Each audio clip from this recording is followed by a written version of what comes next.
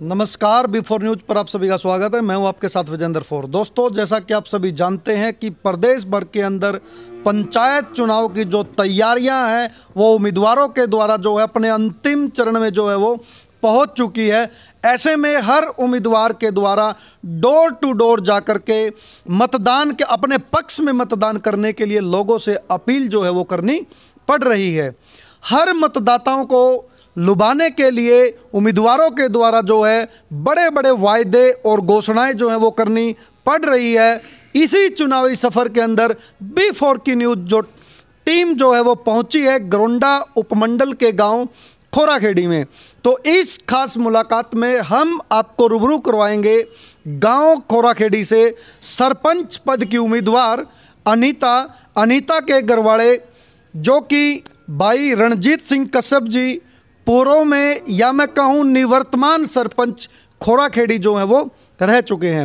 रणजीत भाई नमस्कार, स्वागत आपका। धन्यवाद, आप सभी का स्वागत खोराखेड़ी में पहुंचने पर। जी भाई साहब, 31 तारीख को प्रशासन के द्वारा चुनाव चिन्ह जो है वो आवंटित कर दिए गए हैं। ऐसे में आपको क्या चुनाव चिन्ह मिला है? चुनाव चिन्ह साइकिल है जी, 1 नंबर पर निशान है जी। रणजीत भाई, आप जो हैं पहले भी सरपंच रहे हैं, पहले क्या अभी निवर्तमान अभी भी चार्ज आपके पास ही है, तो ऐसे में अब की बार फिर आप जो है मैदान में हैं, लोगों के बीच वोटों के लिए जा रहे हैं। कैसा रिस्पांस लोगों का जो है वो आपको मिल रहा है? गांव मेरे परिवार की तरह है जी। और परिवार हमेशा प्यार करता है, पूरा गांव साथ है, सबका सहयोग है। और जिस आस और उम्मीद से गांव वाले ने पिछली बार बनाया था, उससे दुगने उत्साह से गांव वाले आज साथ खड़े हैं। निश्चित तौर पर जीत दर्ज करेंगे और गांव का विकास करेंगे।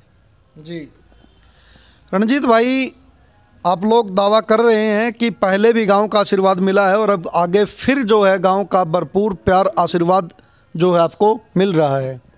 आपके साथ मैदान में और कैंडिडेट भी होंगे, ऐसे में मुख्य मुकाबला आपका किसके साथ रहने वाला है? सभी साथी मुख्य हैं, सभी साथी अपने एजेंडे लेकर चुनावी मैदान में हैं। 6 साथी और हैं, टोटल 7 कैंडिडेट हैं मैदान में। और सभी अपने तरीके से चुनाव प्रचार कर रहे हैं, अपने तरीके से अपना एजेंडे रख रहे हैं। सभी के साथ है, सभी को अपने तरीके से ताकत लगाने का अधिकार है। जी, बहुत अच्छा। रणजीत भाई, आप लोग जो हैं पहले भी सरपंच रहे हैं गांव के, ऐसे में अपने पिछले कार्यकाल की यदि मैं आपके बात करूं तो सबसे बड़ी उपलब्धि जो है गांव के लिए, या मैं कहूं सबसे बड़ी सौगात आपके द्वारा गांव वालों के लिए क्या दी गई? जब सरपंच बने थे जी तो लगभग 100 के करीब बच्चे थे सरकारी स्कूल में जी। तो हमने पिछले 5 सालों में बहुत सारे काम सरकारी स्कूल में किए हैं जी। और उसी का परिणाम है कि मुख्यमंत्री जो सीएम ब्यूटिफिकेशन योजना भी मेरा डिस्ट्रिक्ट टॉप रहा है गांव। और पूरे हरियाणा में 3 स्कूल अपग्रेड हुए हैं जी। एक सिरसा में हुआ था, एक पलवल में, एक खोराखेड़ी का स्कूल हुआ। 8 to 12th मेरा और ऑल स्ट्रीम के अंदर हुआ है। पीएचसी हमारे अंदर प्राइमरी जो हेल्थ सेंटर है तो वो मेरे गांव के अंदर आ गया है। बिल्डिंग की वजह से हम उसको है ना अभी उनकी ओपनिंग नहीं हो पाई है, नहीं तो वो 1 साल के करीब हो गया उनको भी आए हुए। कोरोना की वजह से थोड़ा सा काम रुक गया था, बिल्डिंग का वो नहीं बन पाया, पर वो मंजूरी आ गई है। और 1 साल पहले आए थे, सीएम साहब ने स्पेशल इसकी अनुमति दी थी। और स्कूल का अपग्रेड होना मैं एक बहुत बड़ी बात मानता हूँ। इससे गरीब बच्चे, मेरा बैकवर्ड गांव है, बहुत सारे बच्चे हैं जो गरीब हैं। जो 100 बच्चे थे आज वो 400 बच्चे के करीब स्कूल के अंदर हो गया है। सुधार बहुत है, मैं इसको एक बहुत बड़ी उपलब्धि मानता हूँ कि शिक्षा और स्वास्थ्य के क्षेत्र में हमने बेहतर काम किया जी।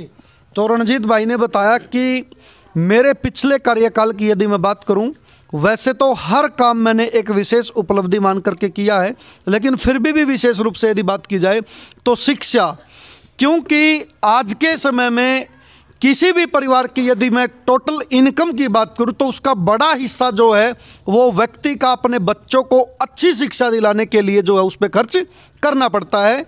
संपन्न लोग तो फिर भी जैसे तैसे करके उसको अफोर्ड कर लेते हैं, लेकिन गरीब जो लोग हैं वो बेचारे अच्छी शिक्षा दिलाने के उद्देश्य से आर्थिक बोझ के तले जो है वो दबते चले जाते हैं।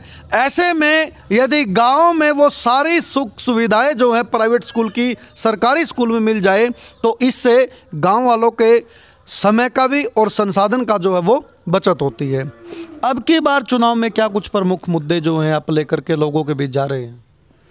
देखिए, बेसिक कम्युनिटी की चीज़ें तो हैं, वो चलती रहेंगी। गली है, नाली है, चौपाले हैं, ड्रेनेज की व्यवस्था है, वो कंटिन्यू रहती है हर गांव में और हर बार वो करनी भी पड़ती है। इससे अलग हम क्या करेंगे, एक विज़न है कि यहाँ पर हमने अभी ई लाइब्रेरी की एक योजना बनाई है। लाइब्रेरी है पर हम ई लाइब्रेरी के लिए प्रयासरत है।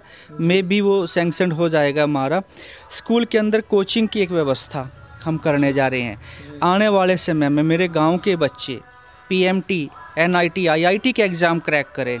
इन 5 सालों में 500 बच्चों को हम यदि कोचिंग दिलवा देते हैं और उसका 20-30% भी यदि बच्चे एग्ज़ाम क्रैक कर जाते हैं तो 100 डॉक्टर्स खोराखेड़ी के अंदर होंगे, 20 IIT होंगे, 10 NIT के बच्चे होंगे। तो वो एक जो बेस बनेगा गांव का। एजुकेशन मैं मानता हूँ बेसिक सबसे ज़रूरी चीज़ है। एजुकेशन सबसे बड़ा हथियार है। इसको हम लेकर हर चीज़ हर बाधा से पार पा सकते हैं। हमारा तो मेन टारगेट एजुकेशन का रहेगा, बच्चों के शिक्षा का रहेगा कि इसके बाद जितने सारे काम हैं, चाहे जो चौपाले हैं, ये हैं, वो सब चलते रहेंगे जी। पर मैं शिक्षा और स्वास्थ्य को ही प्राइमरी टारगेट पर रखूँगा।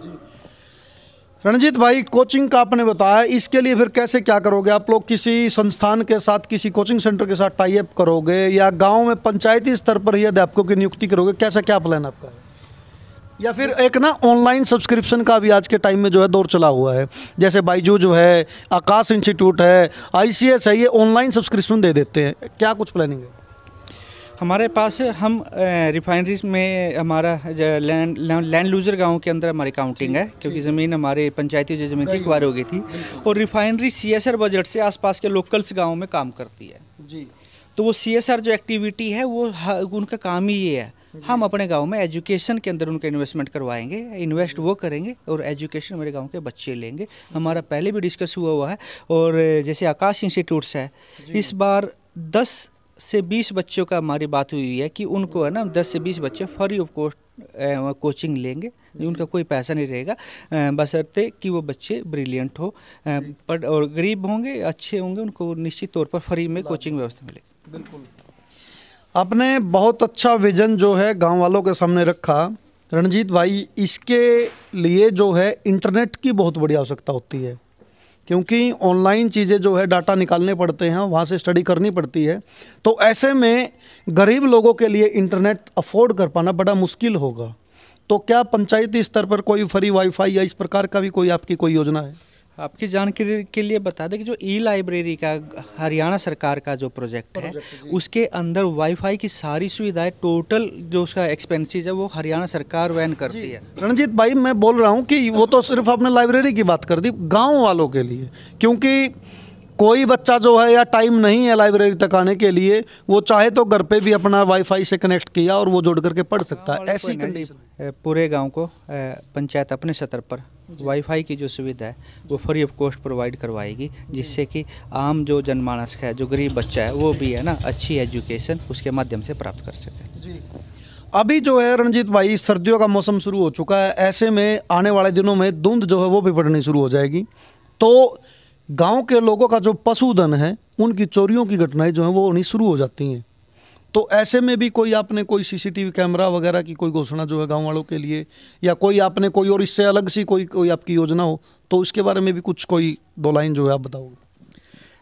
देखिए, गांव आशीर्वाद देता है तो हम निश्चित तौर पर है ना, हमारी योजना है कि पूरे गांव को है ना CCTV तो हम ज़रूर करवाएंगे। हमने स्कूल में पूरा करवाया और मेरा पूरा जो स्कूल है वो पूरा CCTV से लेस है।